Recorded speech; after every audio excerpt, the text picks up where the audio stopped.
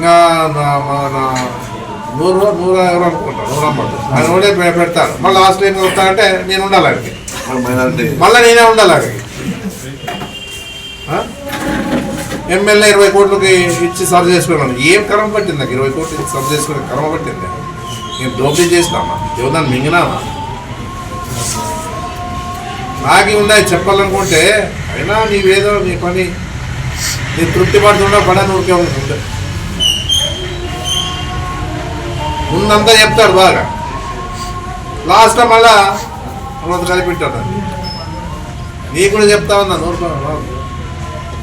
విద్యావంతుడు 10 మంది చదువులు చెప్పేవాడు, నువ్వు కూడా ఆలోచించు నిజాలా కాదని చెప్పేసి. ఒకవేళ నీవేట్రా తప్పు చేసింటే నీవేరా, మనం కూర్చొని మాట్లాడదాం, తప్పేంలే. రా కూర్చుందాం, తెలుసుకోరా, ఎవరికైనా నన్ను జరిగితే తెలుసుకోరా, మాట్లాడదాం.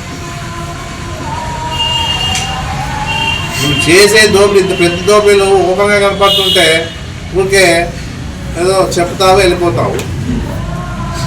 అది కాదు మనకు కావాల్సి ఉండదు. మనం అంతా కలిసి ఇంకా కూర్చొని ప్రెస్ మీట్లో కూర్చోబెట్టుకుని మాట్లాడదాం. మీ పార్టీ తరఫున నువ్వు, నా పార్టీ తరఫున నేను. నువ్వు ఏడాది పెట్టి నేను వస్తాడు, ఏం ప్రాబ్లంలే. నిజాలు చెప్పు.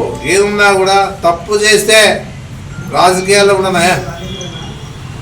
నేను తప్పు చేస్తే రాజకీయాలు అవసరం లేదు.